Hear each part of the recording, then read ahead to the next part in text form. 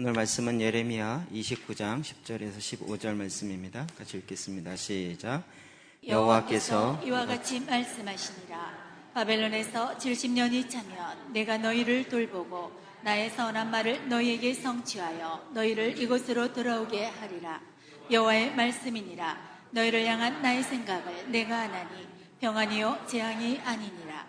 너희에게 미래와 희망을 주는 것이니라. 너희가 내게 부르짖으며 내게 와서 기도하면 내가 너희들의 기도를 들을 것이요 너희가 온 마음으로 나를 구하면 나를 찾을 것이요 나를 만나리라. 이것은 여호와의 말씀이니라. 나는 너희들을 만날 것이며 너희를 포로된 중에서 다시 돌아오게 하되 내가 쫓아보내었던 나라들과 모든 곳에서 모아 사로잡혀 떠났던 그곳으로 돌아오게 하리라. 이것은 여호와의 말씀이니라. 너희가 말하기를 여호와께서 우리를 위하여 바벨론에서 선지자를 일으키셨느니라. 아멘. 우리가 지금 계속 데스티니, 하나님의 부르심의 사명에 대해서 살펴보고 있습니다. 오늘 우리가 읽었던 본문의 11절, 12절에 보면 하나님이 원하시는 것이 무엇인지를 우리에게 정확하게 말씀해주고 있습니다. 11절, 12절 다시 한번 읽읍시다. 시작. 여호와의 말씀이니라. 너희를 향한 나의 생각을 내가 아나니 평안이요 재앙이 아니니라. 너희에게 미래와 희망을 주는 것이니라. 너희가 내게 부르짖으며 내게 와서 기도하면 내가 너희들의 기도를 들을 것이요. 아멘. 나를 향하신 하나님의 생각, 우리를 향하신 하나님의 뜻은 재앙이 아닙니다. 결코 하나님 우리에게 재앙을 주시기 위해서, 우리를 힘들게 하기 위해서 결정하시는 법이 없습니다. 하나님이 우리를 향한, 나를 향한 하나님의 생각은 평안입니다. 미래와 희망을 주는 것입니다. 이 말씀이 마음에 새겨지기를 주의 이름으로 축복합니다. 우리가 하나님의 데스티니를 쫓아야 된다 이랬더니 내 인생을 내 마음대로 못 사냐, 하나님의 뜻대로만 살아야 되냐, 21세기에 도대체 이렇게 무슨 공산주의 같은 데가 어디 있느냐라고 생각할지 모르지만, 그러나 우리를 향한 생각은 평안입니다. 하나님은 우리를 맞이 못해서 억지로 끌고 가고자 함이 아니라 우리의 정말 삶의 이유와 목적이 어떠해야 하는지 거기에 맞게 우리를 창조하셨고 또 우리로 하여금 그 길로 갈 수 있도록 해주시는 것입니다. 그럼 이것을 정말 마음에 새기기를 원합니다. 그래서 이 일을 위해서 12절에 너희가 내게 부르짖으며 내게 와서 기도하면 내가 너희의 기도를 들을 것이요. 우리가 이 일을 위해서 하나님께 나아가 구하고 하나님 내가 이것을 알기를 원합니다, 이루기를 원합니다 라고 기도하면 하나님이 들으시고 그것을 우리 안에 이루신다는 거예요. 미래와 희망과 평안을 내 안에 이루시겠다라고 주님이 말씀하신 것입니다. 이것은 1차적으로 우리가 기도해야 됩니다. 하나님께 구하여야 합니다. 부르짖어야 됩니다. 그냥 어느 순간 무슨 도를 깨닫듯이 순간 탁 깨달아지는 것이 아니라 하나님께 나가 기도할 때, 구할 때 정말 하나님의 은혜로 말미암아 우리가 이것들을 알게 되어지고 깨닫고 그 길로 나아가게 되는 것입니다. 주님은 계속 우리에게 이 삶이 계속 우리의 삶이 어떠한지를 주님이 오히려 우리에게 말해주고 있습니다. 우리의 삶이 영원한 것이 아니라 이 땅에서 삶은 한정되어 있습니다. 그래서 다시 주님이 오셔서 그 우리의 삶을 평가하고 판단하신다는 거죠. 그것이 최종 결판입니다. 최종 심판, 최종 결정. 마태복음 신약 25장 21절 볼까요? 시작. 그 주인이 이르되 잘하였도다 착하고 충성된 종아, 내가 적은 일에 충성하였음에 내가 많은 것을 내게 맡기리니 내 주인의 즐거움에 참여할지어다 하고. 이 전지를 창조하신 그분께서 다시 오셔서 우리의 데스티니를, 하나님의 부르심의 사명을 이루었는지를 보신다는 거죠. 그리고 그 공의로운 심판으로 우리를 판단하실 때 어떤 사람에게는 잘하였도다 착하고 충성된 종아. 여러분, 저는 정말 이 말을 듣고 싶습니다. 착하고 충성스러운 종아. 근데 반대 이야기를 듣는 사람도 있을 수 있습니다. 악하고 게으른 종아라고 들을 수 있습니다. 둘 다 종입니다. 둘 다 하나님이 뭘 원하셨는지 다 알았습니다. 그런데 한 사람은 그 말에 듣고 순종하여서 그 일에 신실하게 성실하게 충성하였고, 그러나 어떤 사람은 그 주인이 더디오리라고 생각하고 게을렀습니다. 아마도 머리를 너무 많이 굴린 것 같아요. 주님이 오시기 직전에 하면 되겠지라고 생각하고 아직은 여유가 있으니까 놀자, 이렇게 게으르게 생각했던 것 같습니다. 그래서 그 주인이 뭐라고 이야기했냐면 악하고 게으른 종아라고 말했던 것입니다. 그럼 이것에 대한 우리가 이 땅에 어떻게 살 것인가는 우리의 책임, 각자의 책임이라고 말씀드렸습니다. 우리의 데스티니가 제일 나중에 완성하는 그 순간이 올 것입니다. 그때 우리는 주님 앞에 나가 주님, 내가 주님이 나에게 하라고 하신 일을 다 이루었습니다. 저는 전에 이 말을 굉장히 불합리하다라고 생각했어요. 어떻게 우리가 다 이룰 수 있을까? 그런데 그 앞에 꼭 붙더라고요. 나에게 하라고 하신 일을 다 이루면 되는 거예요. 괜히 하라고 하신 일도 아닌데 그거 못했다고 전전긍긍할 필요가 전혀 없습니다. 주님은 저에게 찬양을 인도하라고 하지 않으셨습니다. 제가 소실적에는 인도하라고 하셨지만 지금은 아닙니다. 또 제가 지금 찬양 인도하지 않는 것으로 인해서 막 죄책감을 갖거나 뭐 이렇게 힘들어하거나 이러지 않습니다. 왜요? 지금 그게 저보고 하라고 한 일이 아니기 때문에 그렇습니다. 하나님이 나에게 하라고 하신 일은 내가 이 땅에 할 수 있기 때문에 하라고 하신 것입니다. 그것을 이루면 되는 것이죠. 오히려 많은 일 중에 무엇을 해야 될 것인가, 막 이것도 해보고 저것도 해보고 이런 것 때문에 시간 낭비하고 막 허송세월하고, 그리고 또 갔다가 이게 아닌가 보다, 그리고 또 다른 거 해보고, 이렇게 사는 것보다 하나님이 나에게 하라고 하신 일이 무엇인지 알고 그 땅을 내 상에 온전히 이루어가는 그 삶, 하나님은 그렇게 우리의 삶을 살게 하신 것입니다. 고린도후서 5장 1절에도 동일한 메시지를 하고 있습니다. 시작. 만일 땅에 있는 우리의 장막집이 무너지면 하나님께서 지으신 집, 곧 손으로 지은 것이 아니요 하늘에 있는 영원한 집이 우리에게 있는 줄 아느니라. 아멘. 우리의 장막집이 무너지면, 이거 뭘 얘기하죠? 이 육체가 무너지는 인생의 끝이 오는 이야기합니다. 소위 말하는 죽음, 사망입니다. 오늘 요즘 시대에 지금 마지막 때다, 종말이다, 엔타임이다. 그래서 굉장히 많이 이렇게 이게 큰일 났다 이런 식의 이야기를 많이 하는데요. 종말의 가장 1차적인 의미는 뭐냐면 모든 사람에게 끝이 있다는 것입니다. 모든 사람에게 죽음이 있다는 것입니다. 개인적인 종말은 내가 죽는 그 순간, 그것이 이제 끝이 되는 것입니다. 그래서 종말은 지금 예수님이 오실 때가 가까웠기 때문에 종말일 뿐만 아니라 예수님이 오시기 2000년, 3000년 전에도 각 개인마다 다 종말은 있었습니다. 굳이 요즘에 특별하다고 막 이렇게 생색낼 필요는 별로 없을 거라고 생각됩니다. 그러니까 지금이나 1000년 전이나 2000년 전이나 똑같은 삶의 자세로 살아야 한다는 것입니다. 2000년 전의 사람은 종말이 아직 2000년이나 남았기 때문에 난 여유 있다 라고 생각하면 주님 뭐라 그래요? 악하고 게으른 종아 라고 말씀하신다는 것입니다.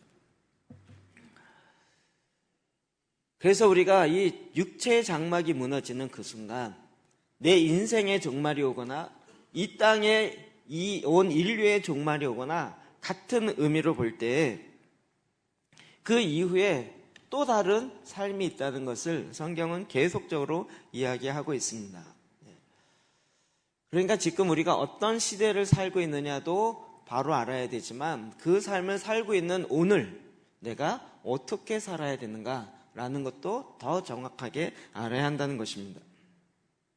이럴 때에 내 인생을 돌아보면서 나는 정말 하나님이 하라고 하신 일은 너무나도 나에게 좋은 것이었고 기쁜 것이었고 그것을 하는 것은 너무나도 나에게 의미 있는 일이었습니다 라고 말할 수도 있지만, 솔로몬과 같이 내가 한번 이것저것 해보리라 그러면서 헛되고 헛되니 헛되고 헛되도다 라고 말할 수도 있는 것입니다. 마지막 인생의 마지막에 육체의 장막을 벗는 그 순간에 내 인생을 쭉 돌아보면서 나는 정말 하나님의 인도하신 가운데 매 순간마다 너무나도 의미 있는, 그리고 그 뜻을 이루어가는 삶을 살았습니다 라고 인생을 마칠 수도 있고, 내가 정말 이것저것 살아보니 이것도 헛되고 저것도 헛되고 그것도 헛되니 인생은 결국 헛되도다 라고 말할 수도 있다는 것입니다. 다시 말씀드리지만 이 삶의 선택은 나의 자유의지에 하나님이 맡기셨습니다. 저절로 사라지는 것 절대 아닙니다. 그렇기 때문에 우리가 이 땅에 살 만한, 내가 이룰 수 있을 만한 그런 일들을 이루어갑니다. 굉장히 좀 우리나라가 이렇게 급성장하면서 경제가 발전하다 보니까 우리가 50년 전에 세탁기가 없을 때 그때 사람들은 어떻게 살았을까? 많은 여자분들이 고민하며 걱정하며 어떻게 살았을까? 세탁기 없었을 때 어떻게 살았을까요? 네, 다 살았습니다. 오히려 그때 당시는 세탁기라는 것도 있대, 신기하네 이러면서 살았습니다. 우리는 자꾸 지금의 이 문명이 너무 편하니까 마치 이것이 없으면 못 살 거라고 생각하는 착각이 자꾸 들어갑니다. 여러분, 정말 그것이 없을 때에도 얼마든지 살아왔습니다.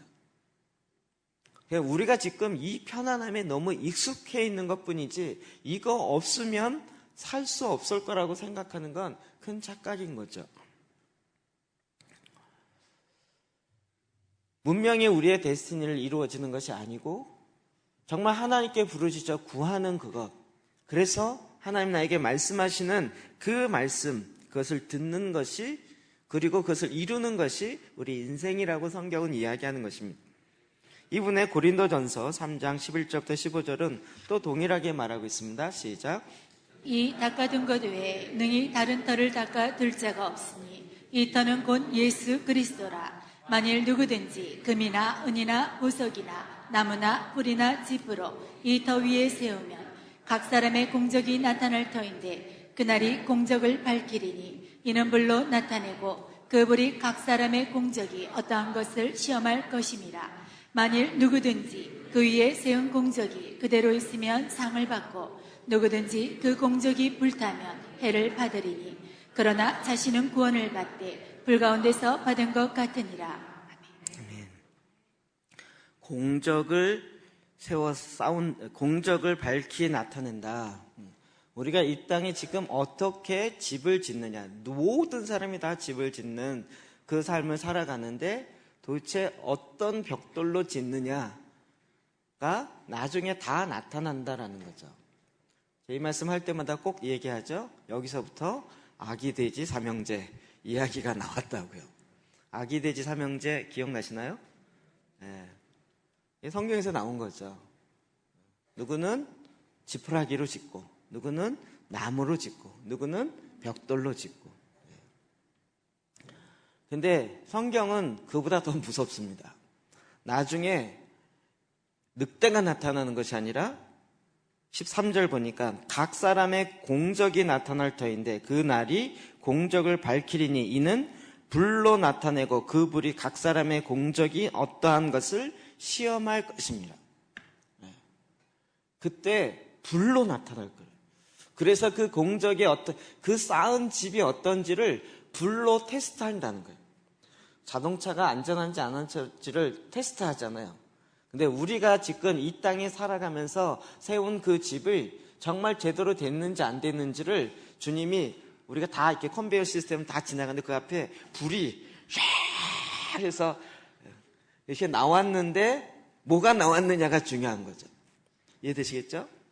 그래갖고 막 인생에 보니까 돈이 최고야. 돈으로 막 해갖고 막 지분까지 엄청 돈으로 다 했어요. 방석도 돈으로 방석 만들고 막 돈 해갖고. 그래갖고 그 불의 컨베이 시스템을 샥 지나갖고 불이 샥 해갖고 탁 나왔는데 뭐가 나왔을까요? 너무 잘하시네요. 그때 이 불의 시험 앞에서 견뎌낼 수 있는 공적으로 지어야 된다는 거죠. 우리 모두가 다 이 테스트를 받는다는 것입니다.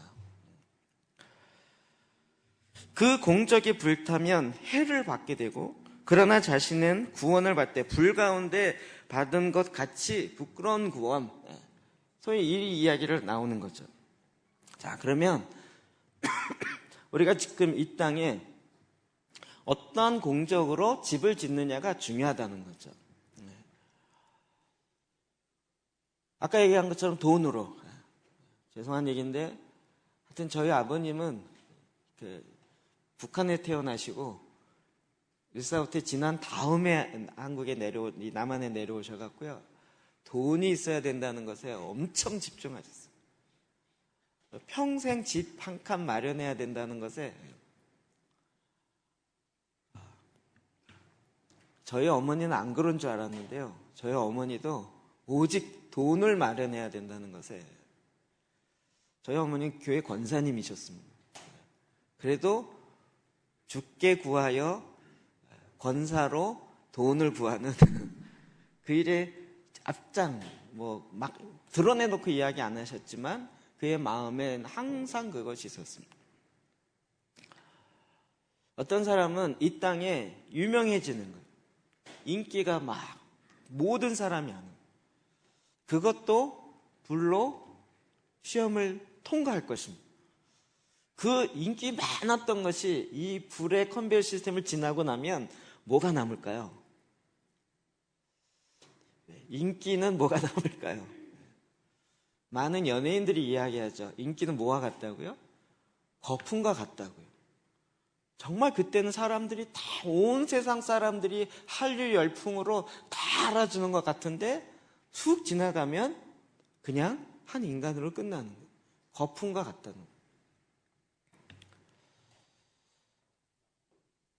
어떤 사람은 인정받는 욕구로 그 인정받는 것에 오로지 집중하여 그걸로 쌓았습니다.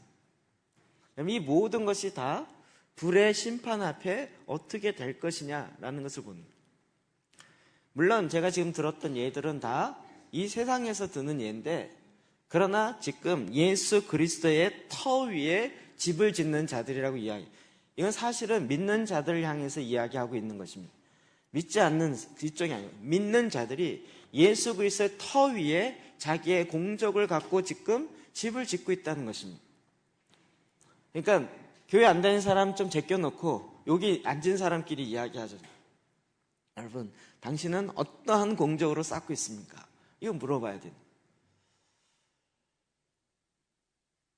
저는 이렇게 마지막 심판이 있다 이런 얘기를 할 때마다 제가 어렸을 때 교회에서 들었던 목사님들의 그 예가 많이 생각납니다. 우리의 인생이 심판을 받습니다. 심판은 그러니 어떻게 해요? 교회 봉사 열심히 하십시오. 이렇게 했습니다.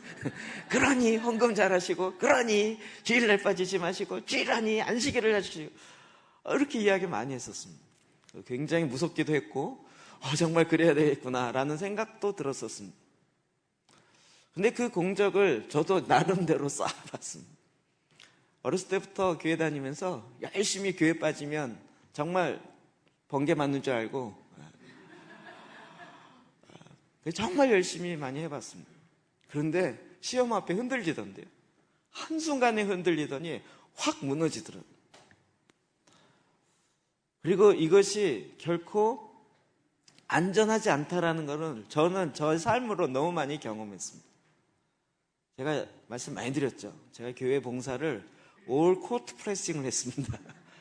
모든 부서에 모든 일을 다 하면서 주일 아침부터 주일 저녁까지 봉사는 다 했습니다. 아침 일찍 와서 교회 정리하고 유초동부 교사하고 율동 가르쳐주고 게임 인도하고 사회 보고 성가대 가르쳐주고 그리고 본성가대 지휘하고 연습시키고 국수 한 그릇 먹고 다시 청년부 가서 청년부 회장하면서 또 아이들 가르쳐 성경 공부하고 기도하고 그것 때문에 주일학교 오후 예배 있었습니다.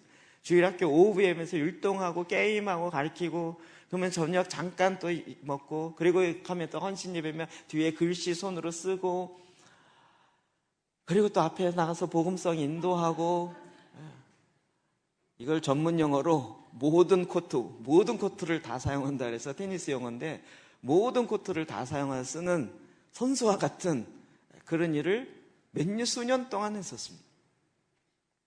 근데 정말 시험 앞에 우와르르 무너지더라고요. 그것이 다 의미 없다는 이야기는 아닙니다. 그런데 우리의 공적이 지나갈 때, 불의 시험을 지나갈 때 과연 무엇으로 견디겠는가라는 것이죠. 그래서 제가 너무나도 좋아하는 말씀은 풀은 마르고 꽃은 시드나 오직 주의 말씀은 영원해. 이 말씀이 저는 너무나도 마음에 와닿습니다. 풀은 마르고 꽃은 시드나. 꽃이요. 지금 여기 옆에 보면 접시꽃에 백합화에 그냥 멋있게 피잖아요. 멋있게 피는데 그게 시들어요. 시들면 그 다음에 끝이에요. 시들고 난 꽃은 정말 볼품이 없어요. 그리고 나서 인생 1년 동안 또 별로 꽃이 안 보여요. 그러니까 꽃을 피우는 게 목적이라면 그 순간은 너무 짧은 거죠. 꽃 피우는 것이 영원한 것이 아니라 하나님의 말씀이 영원한 거죠. 그러니까 결국 하나님의 말씀이 무엇인지를 알고 그 말씀을 이루어가는 삶을 사는 것이 그 말씀을 이루어가는 삶을 사는 것이 흔들리지 않는 거죠. 우리는 누구나 다 돈의 낭비도 하고 있지만 더 큰 낭비를 하고 있는데 그것은 시간의 낭비입니다. 매 시간마다 어떠한 일을 하느냐가 결국은 내 인생의 공적을 쌓는 것과 같습니다. 1초. 그것이 60개가 모여서 60초가 1분이 되었습니다. 60개의 1초 동안에 무엇을 했느냐에 따라서 1분이 쌓여집니다. 60분이 모여서 1시간이 되어집니다. 그 1시간이 24개가 모여서 24시간이 되어지고 하루가 되어집니다. 이 하루가 30개 내지 31개가 모여서 한 달이 되어집니다. 한 달이 12개가 모여서 1년이 되어집니다. 우리 시간이 이렇게 쭉 흘러가는 것 같지만 공적을 쌓는다는 개념으로 볼 때는 매 순간, 매 초가 그 위에 지금 쌓고 있는 것입니다.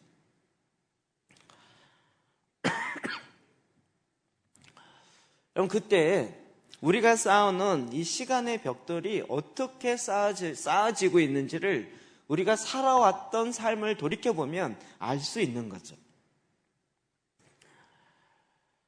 주님은 우리에게 우리의 쌓아놓은 이 공적이 쌓아놓은 시간의 벽돌들이 어떻게 될지를 마지막엔 꼭 판단이 있을 거라고 말한다는 거예요. 사도행전 17장 31절 말씀 볼까요? 시작. 이는 정하신 사람으로 하여금 천하를 공의로 심판한 날을 작정하시고 이에 그를 죽은 자 가운데서 다시 살리신 것으로 모든 사람에게 믿을 만한 증거를 주셨음이니라 하니라. 아멘. 제가 메시지 성경을 보면 이게 지금 아테네의 복음을 증거하면서 일어났던 사건이죠. 메시지 성경 보면서 이렇게 좀 더 앞부분을 읽으면 이렇게 되어 있습니다. 여러분이 아직 잘 모를 때는 하나님께서 그냥 지나치셨습니다. 그러나 이제는 그러한 때가 지났습니다. 알지 못하던 그 신이 여러분에게 알려졌고 이제 그분은 여러분에게 근본적인 삶의 변화를 요구하십니다. 전에 하나님을 알지 못했을 때는 이 신 저 신 알지 못하는 신에게까지 절을 하고 경배했었어요. 근데 이제 그 시대는 다 지나갔어요. 왜요? 이제는 하나님이 누군지 알게 됐다는 거죠. 그래서 이제 그분은 여러분에게 근본적인 삶의 변화를 요구하십니다. 그분은 온 인류를 심판하시고 모든 것을 바르게 할 날을 정하셨습니다. 이미 심판자를 지명하시고 그분을 죽은 자들 가운데서 살리셔서 모든 사람 앞에 확증하셨습니다. 심판자는 누구로 정하셨습니까? 예수 그리스도로 이미 정하셨습니다. 그를 죽은 자 가운데서 다시 살리셔서 우리의 모든 것들을 다 체휼하시는, 경험하시는 그분. 우리가 얘기했는데 인생을 안 살아보셔갖고 뭔 얘기인지 알지 못하시는 그런 분이 아니고 우리의 모든 걸 다 경험하시고 아시는 그 예수 그리스도, 그분을 세우셨습니다. 죽은 자들 가운데 살리신다는 말에 듣던 사람들이 두 부류로 나누어졌다. 바울을 비웃고 조롱하며 떠나간 사람이 있는가 하면 다시 들어봅시다. 우리는 더 듣고 싶소 하고 말하는 사람들도 있었다. 죽은 자가 다시 살아나서 그가 우리를 심판한다. 이 얘기에 아유, 죽은 자가 살아? 말도 안 돼. 라고 그냥 떠나가는 사람이 있는가 하면 도대체 이게 무슨 얘기지? 만약에 이게 진짜라면 심각해진다는 거예요. 다시 한번 얘기해 주십시오라고 얘기하는 두 부류에 반응하는 사람이 나타났다고. 그럼 이건 지금도 마찬가지입니다. 지금도 마찬가지. 제가 왜 자꾸 이렇게 분위기를 몰아가느냐, 분위기 몰아가는 것이 아니라 이건 하나님이 정하신 거예요. 하나님이 정하신 거예요. 어느 신학자의 머리에서 나온 것이 아니고 이론으로 나온 것이 아니고 하나님이 이미 이 세상의 끝날에 심판자와 심판할 것을 정해 놓으시고 그리고 지금 이 일을 계속 진행하고 있다는 거예요. 그러니까 결국 우리의 인생이 평가받는, 즉 우리의 데스티니가 하나님의 부르심의 사명을 제대로 했는지를 평가받는 그 시점이 온다는 거죠. 여러분, 이것을 이룸에 있어서 성경에서 이야기하는 샘플이 경기하는 자, 농부, 군사 이런 샘플들을 이야기하고 있습니다. 경기하는 자는 100m 달리기를 할 때요, 열심히 달려서 1등으로 꼬링했어요. 그런데 실격. 왜 그럴까요? 남의 라인을 달렸어요. 자기는 지금 3라인에서 3라인을 쫙 달려야 되는데 막 뛰다 보니까 4라인으로 넘어가고 그쪽으로 가서 1등 했어요. 그러면 그건 1등이 아니라 실격이에요. 법대로 하지 않았기 때문에. 그러니까 우리는 무조건 빨리만 달면 돼 라고 생각하는데 그게 아닌 거죠. 경기하는 자는 법대로, 정해진 법대로 해야 돼요. 축구해서 꼬링을 많이 넣으면 된다. 그래갖고 막 손으로 잡고 럭비 하듯이 그래서 골대 자꾸 집어넣으면 그게 꼬링이 아니라 그거는 경고에 빨간 딱지에 나중에 퇴장이 되는 거예요. 법대로 해야 되는 거예요. 우리가 인생을 내 마음대로 살아서 무조건 성공만 하면 아니요. 법대로 해야 되는 거예요. 성경은 이 법이 있다라고 이야기합니다. 그 부분에 있어서 우리에게 더 중요하게 이야기하는 것은 군인에 대한 이해입니다. 디모데후서 2장 3절 4절입니다. 시작. 너는 그리스도 예수의 좋은 병사로 나와 함께 고난을 받으라. 병사로 복무하는 자는 자기 생활에 얽매이는 자가 하나도 없나니 이는 병사로 모집한 자를 기쁘게 하려 함이라. 성경 우리를 군인으로 많이 얘기합니다. 군인. 저는 어렸을 때부터 이 군인에 대한 이미지가 별로 안 좋았어요. 그리고 교회에서 믿는 사람들은 주의 군대니, 군대인데 군대 같은 모습이 별로 안 보인 거예요. 이런 군대면 나가서 항상 질 것 같아요.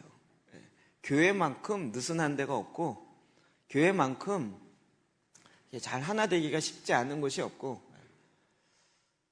군대를 갔다 보니까 알겠어요. 군대 용어로 당나라 군대 같은 이런 데가 별로 없어요. 각자 돌교가 앞으로 그러는데 한쪽에서 아니 좀 이따 하죠. 아 이게 저형 앞으로 가 했는데 굳이 꼭 그렇게 가야 돼요. 이렇게 그냥 각자 알아서 갑시다 이렇게는. 그러면 이게 정말 이 군대 용어가 자꾸 생각나는데 이 당나라 군대가 되는 거예요.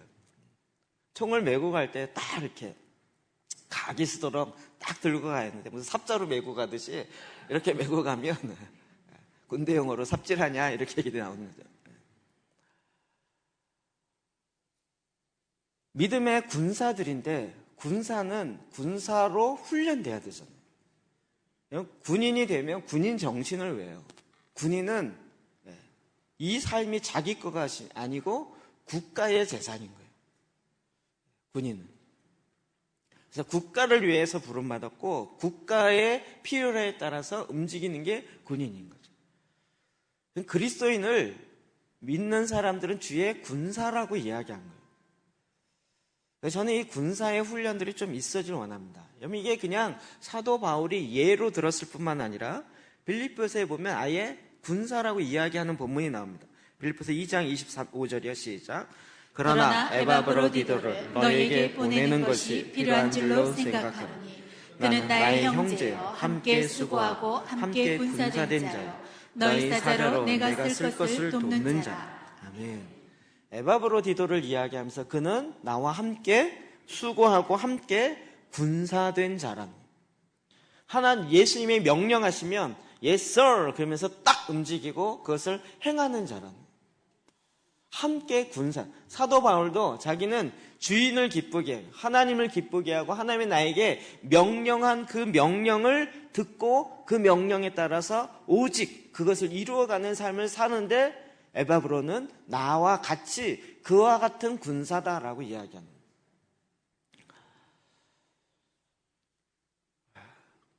제가 최근 동아프리카 부흥에 대해서 좀 글을 읽게 되었습니다. 아프리카가 예전과 다르게 지금 어마어마한 부흥의 역사가 있습니다. 지금 한국의 부흥에 별로 집중하지 않습니다. 왜냐하면 그것을 뛰어넘는 아프리카의 부흥들이 자꾸 일어나기 때문에 우리의 상상을 초월합니다. 한 교회의 교인이 200만 명이에요. 금요 철야에 50만 명 내지 70만 명이 모여서 기도받을 사람 앞으로 오세요. 버스 타고 이렇게 와야 되는 이 아프리카에 있는 일입니다. 그럼 그 일이 있게 된 아프리카의 가장 놀라운 여러 가지 은혜 역사가 있는데 그 중에 하나가 1930년대에 있었던 아프리카 동아프리카 부흥이에요. 아프리카 이렇게 생겨서 이쪽에 인도 쪽에서부터 시작한. 그게 시작은 우간다로부터 시작합니다. 한 청년이 말씀을 읽다가 그 교단의 최고 총회장 되는 그 목사님을 찾아갑니다. 성경을 읽다 보니까 예수 그리스도가 우리의 최고 사령관이라고 그러시는데 사령관이 명령하면 듣고 순종해야 되지 않겠습니까? 그렇죠. 근데 이 총회장 목사님이 뭐라 그러냐면 원로는 맞는데 인생 그렇게 어떻게 살 수가 있겠습니까? 그렇다는 거죠. 근데 이 청년은 그 말을 받아들이지 않고 나는 이대로 살아보겠습니다. 아니 중대장도 아니고 최고 사령관이 명령을 하면 그 명령대로 살아야지. 그래서 이 일 앞에 순종하기로 했어요. 그래서 지금 최고 사령관이 무엇을 명령하는지를 듣기로 했어요. 그리고 그걸 주님께 구했어요. 너무 간단하죠. 볼지어다 마태복음 28장 19절 20절. 뭐지 갑자기 처음이 생각이 안 나네. 모든 민족으로 제자를 삼아 아버지와 아들과 성령의 이름으로 세례를 주고 내가 너에게 가르쳐 분반 모든 것을 가르쳐 지키게 하라. 열방으로 모든 민족으로 제자를 삼으라고 지금 사령관이 명령을 내렸어요. 그러니까 내 문제와 내 그 여러 가지 어려운 환경으로 인해서 하나님께 기도한 것이 아니라 주님, 사령관 되신 주님이 무슨 명령을 내리시겠습니까? 나는 주님이 뭘 원하시는지에 집중하겠습니다. 그리고 그 명령을 온전히 이루는 데만 내 모든 삶을 쓰겠습니다. 주님 그 명령을 내려주십시오. 네, 모든 열방으로 제자를 삼으라고 했어요. 이 말씀 앞에 125명의 젊은이들이 헌신하기 시작했어요. 우리의 사령관이 모든 민족으로, 그래서 그들이 우간다는 바다가 없습니다. 그 위에 르완다와 그 위에 수단, 그러면서 각 나라를 다니면서 사령관이 이런 명령을 내렸습니다. 그리고 이 말씀을 전하기 시작했어요. 그것이 각 나라마다 퍼지기 시작하면서 놀랍게도 동아프리카부터 시작하는 이 부흥의 물결이 퍼져나가기 시작했고 결국 이 젊은이들이 영국의 크리스찬 지도자들이 모이는 케이직 사경회라는 곳에 초청을 받고 하나님이 어떻게 일하셨는지 그들에게 전하기 시작했어요. 그것이 밑바탕이 되어서 지금 아프리카에 어마어마한 부흥의 역사들이 일어나고 있는 거예요. 그들이 이 군사로서의 훈련이 되는 거죠. 저희도 이 부분에 대해서 이미 많이 말씀드렸어요. 열방을 어떻게 제자 삼아요? 우리가 DNA, T4T 이야기 다 드렸죠. 우리가 한 사람을 제자 삼고 한 사람에게 기도 제단을 같이 나누고 그 한 사람을 향하여 내 생애를 같이 나누기 시작하면서 거기서 제자 삼는 일이 나오기 시작합니다. 제자 훈련에 맺기 들어가라는 이야기가 아니라 목사님만 제자 훈련하는 것이 아니라 우리 모두가 다 제자를 삼아야 되는데 이것은 실제적으로 하나님이 우리에게 명하신 것입니다. 모든 부흥의 역사가 일어났던 곳마다 사실은 하나님이 무엇을 명령하시는가에 집중하면서부터 부흥의 역사가 일어났습니다. 내 문제를 해결해 주십시오라고 강력히 기도해서 부흥의 역사가 일어난 것이 아니라 나의 사령관 되시는 주님께서 무슨 명령을 하십니까? 나는 그 명령을 내가 이 땅에서 행하겠습니다 라고 순종하여 나아가기 시작하는 그 발걸음으로부터 시작해서 부흥의 역사가 시작됐습니다. 그러면 이것은 젊은이들의 역사 속에 굉장히 많이 일어납니다. SVM 운동, 선교 자원, 학생 자원 선교 운동입니다. 그들이 그 가운데 하나님이 원하시는 것이 무엇입니까? 그 질문하고 그 질문을 듣고 질문에 답을 듣고 움직이기 시작했습니다. 아주 대표적인 얘기가 헐먼산 집회죠. 미국의 헐먼산 기도원이라는 조그만 기도원에 신학생들이 모여서 기도했어요. 무디가 그것에 복음을 전하면서 이곳에서 100명의 선교사가 나오기까지 내가 말씀을 전하고 기도하리라. 그리고 계속 촉구했어요. 마지막 98명까지 나왔는데 2명이 안 나왔어요. 그때 마지막으로 손들었던 사람이 언더우드 아펜젤로입니다. 그들이 21살 때 헌신해서 한국에 온 게 26살, 25살입니다. 우리나라 선교사님들은 나이가 좀 많으신 편이에요. 그들이 그곳에서 주의 말씀 앞에 순종하여 지도에도 잘 나오지 않은 조선이라는 한 번 배 타고 가면 2달 동안 가야 되는 그런 곳에 목숨 내놓고 이 땅에 와서 복음을 전하기 시작하면서 한국에 이런 변화가 있게 된 것입니다. 하나님이 원하셨던 그 뜻을, 그 명령을 순종하겠습니다라고 하는 그 군사들이 일어났던 것입니다. 여기서 한 가지 고민이 있습니다. 지금 현대 교회는 이 복종의 훈련을 하기가 너무 어렵습니다. 이 말씀에 순종해야 됩니다. 그러면 대부분 교회가 여기만 있는지 아세요, 목사님? 다른 데도 많습니다. 편하게 예배드리고 나를 축복할 교회 많습니다. 안녕히 계세요. 이럴 사람이 너무 많아요. 제가 제 말에 순종하라는 이야기가 아니라 하나님의 명령 앞에 순종해야 돼요.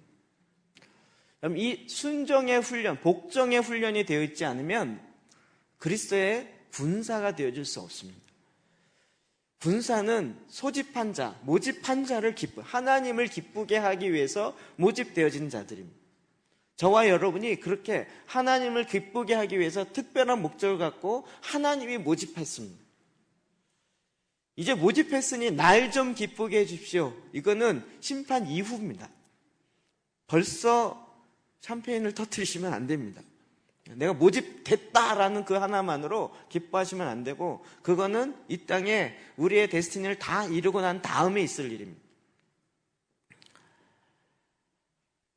여러분, 성경에 나오는 믿음이 좋은 사람이다. 아브라함도 있지만 그는 인생에 많은 고난을 거쳤죠.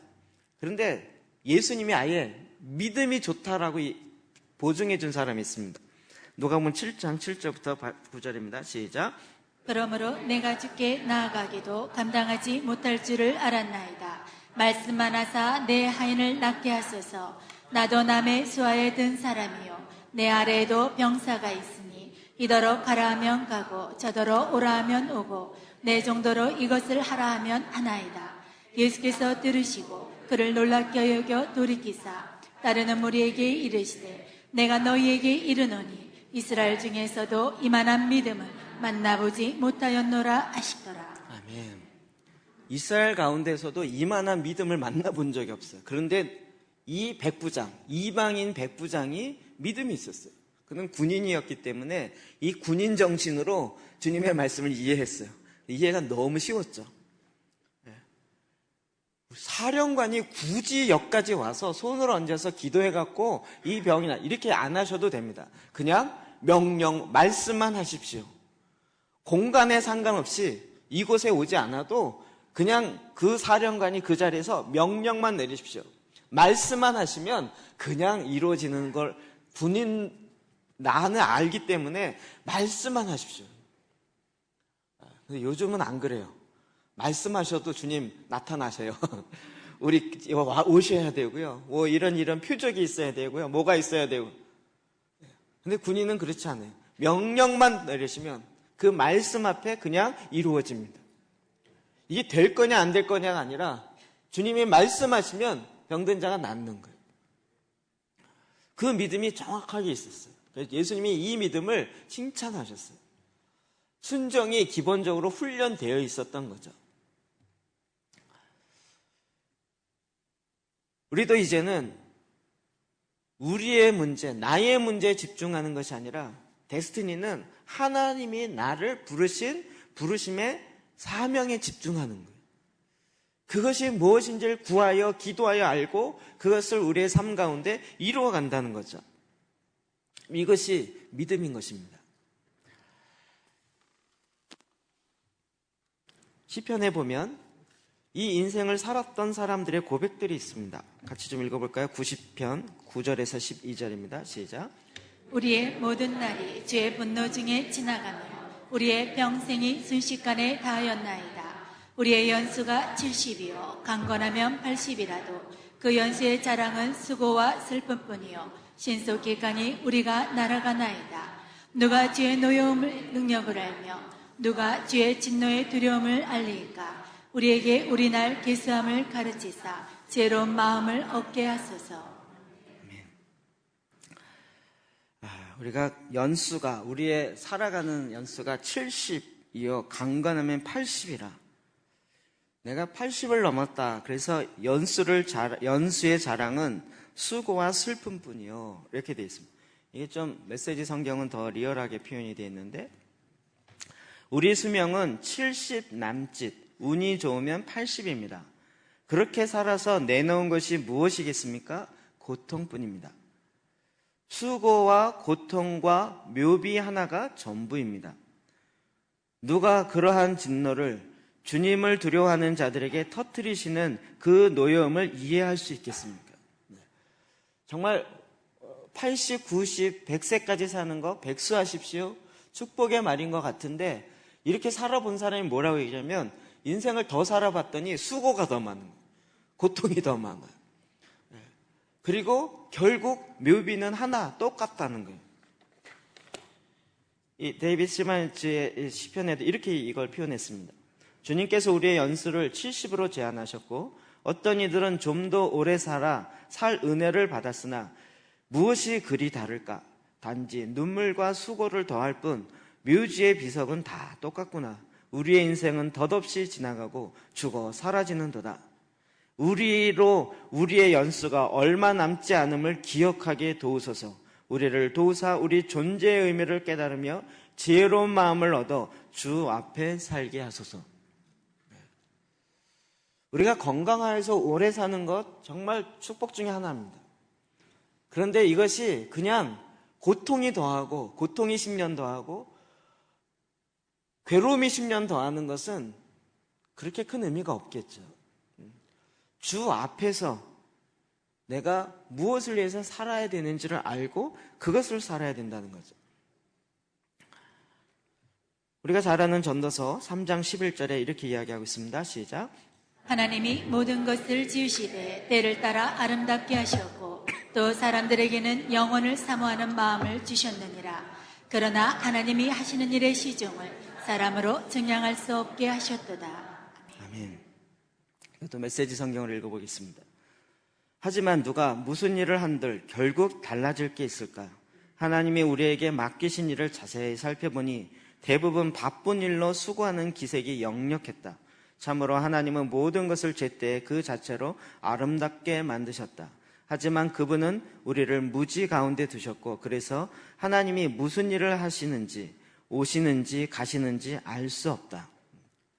내가 내린 또 하나의 결론은 하나님이 행하시는 모든 일은 항상 그대로 이루어진다는 것이다. 거기에 무엇을 보탤 수도 뺄 수도 없다. 하나님이 그렇게 정하셨고 그것으로 끝이다. 이것은 질문을 그치고 거룩한 두려움으로 하나님을 예배하라는 뜻이다.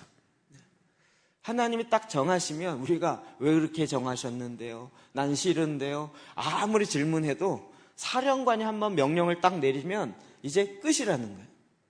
우리는 그 앞에서 그것을 예배하며 이루는 것뿐이지 나 그거 마음에 안 든대요. 하나님과 씨름하면 씨름할수록 자기만 손해인 거죠. 우리는 그 하나님이 하신 일의 전체를 다 이해는 못해요. 우리가 마지막 주님이 오시고 난 다음에 그랬구나라고 이해할 수 있을지 모르죠. 그러니 우리가 이 땅에 살 때 그 하나님 앞에서 사령관 되시는 그분이 명령 따라 순종하여 살아가는 삶, 이것뿐이라는 거죠. 전도서 12장 1절 2절 또 이렇게 이야기하고 있습니다. 시작. 너는 청년의 때에 너의 창조주를 기억하라. 곧 공고한 날이 이르기 전에 나는 아무 낙이 없다고 알레들이 가깝기 전에 해와 빛과 달과 별들이 어둡기 전에 빛 위에 구름이 다시 일어나기 전에 그리하라. 아멘. 아멘. 또 메시지 성경을 읽어보겠습니다. 내가 아직 젊을 때 내 창조주께 영광을 돌리고 그분을 즐거워하여라. 세월의 무게가 못 이겨 기력이 쇠하기 전, 눈이 침침해져 세상이 뿌옇게 보이기 전, 겨울철에 난로가를 떠나지 못하게 되기 전에 점점 마음에 공감이 가는 눈이 침침해지고 겨울에 추워서 눈이 오면 막 노는 게 아니라 난로가를 떠나지 못하는 그때가 오기 전에 창조주를 기억하라는 거예요. 늙으면 몸이 말을 듣지 않는다. 힘줄은 늘어지고 쥐는 힘은 약해지며 관절은 뻣뻣해진다. 왜 이렇게 자꾸 공감이 되죠? 세상에는 땅거미가 깔린다. 마음대로 드나들 수 없게 된다. 세상이 멈추어 선다. 가족들의 소리는 희미해진다. 귀가 자꾸 안 들린다는 거죠. 새소리에 잠이 깨고 잠이 없어져요. 산을 오르는 것은 옛말이 돼요. 내리막길을 걷는 일마저 겁이 난다. 전에는 내리막길 신나게 걸었는데 이제는 내리막길 걸어가면 넘어질까 봐 겁이 나요. 머리털은 사과 꽃처럼 휘어지고 흰머리가 나기 시작하고 성냥개비처럼 부러질 듯 힘없는 몸을 장식할 뿐이다. 그렇다. 너는 영원한 안식으로 가는 길에 거의 이르렀고 친구들은 내 장래 계획을 세운다. 근사했던 삶이 조만간 마무리된다. 값지고 아름다운 인생이 끝난다. 몸은 그 출처했던 땅으로 되돌아가고 영은 그것을 불어넣으신 하나님께 되돌아간다. 모두가 연기다. 연기일 뿐이다. 탐구자는 모든 것이 연기라고 말한다. 젊은 사람이 이게 공감이 안 될지 모릅니다. 제가 정말 안타까운 것은 젊음의 그 가장 귀한 시간들을 시간당 6,000원, 7,000원 알바하는 것에 젊음을 낭비하는 거예요. 여러분, 그 젊음은 돈으로 다시 살 수 없는 젊음이에요. 내가 즐거운 여행을 위해서, 좋은 핸드폰을 사기 위해서, 어떠한 편안함과 쾌락을 위해서 내 젊음을, 죄송한데 사회를 경험하기 위해서 아르바이트 좀 할 수 있지만 그 시간, 돈으로 살 수 없는 시간을 6,000원, 7,000원에 낭비하지 마십시오. 한 번 지나가면 다시 오지 않는 젊음입니다. 시간입니다. 지금 우리가 살고 있는 이 시점은 앞으로 살아갈 시점의 가장 젊은 때입니다. 지금 이 시점, 우리가 이것도 하고 저것도 할 수 있다라고 생각하는 그 시대가 아니라 지금이야말로 하나님께 초점을 맞추고 하나님이 뭘 하기 원하시는지를 이루기를 가장 잘할 수 있는 그 시점인 것입니다. 젊을 때 여기에 집중하십시오. 창조주 하나님을 기억하십시오.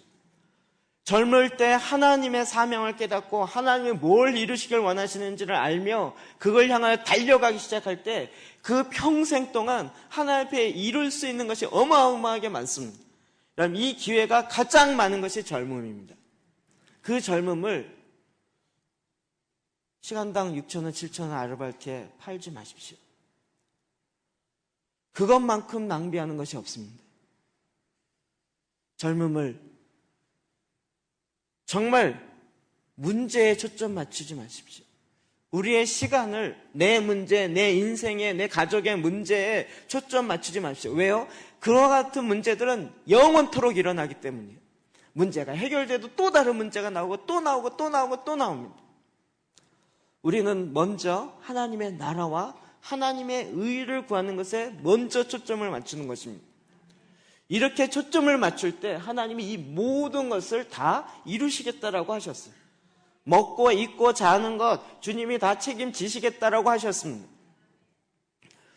그러므로 젊었을 때 너의 창조주 하나님을 기억하라는, 지금 이 시대에 하나님이 하나님이 부처와 같이 그냥 애헴하고 가만히 앉아 계신 하나님이 아니십니다. 지금도 살아서 움직이고 역사하시고 그 뜻을 이루어 가세요. 우리가 어떻게 반응하든지 상관없이 사령관이 정하신 그 명령은 반드시 이루어지고야 맙니다. 아무리 적그리스도가 나타나고 난리를 쳐도 예수 그리스도가 다시 오심으로 말미암아 철퇴로 그 모든 것을 항아리 깨트리듯이 깨트리시고 하나님의 심판의 기준으로 이 세상 모든 것들을 심판하실 그분이 곧 오십니다. 우리는 그분을 만날 준비로 오늘 우리의 삶을 살아가야 하는 것입니다. 하나님의 뜻은 정해졌습니다. 그래서 우리가 운명론적으로 살아야 된다는 것이 아닙니다. 이것을 깨닫고 이 뜻을 온전히 이루어가는 그 삶을 살아가는 것입니다. 여러분, 나이의 연수에 상관없습니다. 70, 80이라도 상관없습니다. 지금이라 할지라도 그 뜻을 깨닫고 그 뜻을 이루어가는, 여러분, 우리의 장막이 무너지면 나의 데스티니를 이룰 수 있는 기회는 이제 더 이상 없게 되는 것입니다. 마지못해 사는 인생이 아니라 그 마지막 한순간이라도 죽음의 순간까지도 주님의 뜻을 이루어가는 것에 사용되어질 때 하나님은 나를 향한 부르심의 데스티니, 사명을 이루어가는 것입니다. 그럼 이것이 오늘 저와 여러분이 지금 우리가 여기에서 살아가야 할 믿음의 숙제인 것입니다. 하나님을 구하십시오. 하나님의 뜻을 추구하십시오. 부르짖으십시오. 기도하십시오. 하나님, 내가 그것을 알기를 원합니다. 내 눈을 열어서 하나님의 부르심의 사명이 무엇인지 알게 하여 주십시오. 그리고 내가 그것을 향하여 달려가십시오. 내가 추측해서 가지 마십시오. 잘못된 헛된 길일 가능성이 많습니다. 하나님 앞에 정확히 말씀으로 주님의 인도하심으로 받으십시오. 그리고 내 평생 달려갈 그 표대를 향하여 꾸준히 달려가야 합니다. 그래서 주님 앞에 착하고 충성된 종아, 네가 작은 일에 충성하였으므로 나의 기쁨에 동참하라 라는 하나님의 그 자리에 들어갈 수 있게 되는 것입니다. 여러분, 이 말씀 앞에 우리가 순종하여 나아갑시다. 오늘 주님이 나에게 준 이 말씀 앞에, 주님, 내가 이 부르심의 사명을 알게 하시고 그 말씀을 이루게 하십시오. 내가 그것을 향하여 달려가겠습니다. 다른 것 구하지 아니하고 하나님이 이루시기 원하시는 그 사령관의 명령을 내리시옵소서. 내가 그 명령 앞에 복종하며 순종하며 이루겠습니다. 주님 앞에 이 믿음으로 나아가 주의 뜻을 구하며 같이 기도합시다. 이 시간 함께 기도하십시다.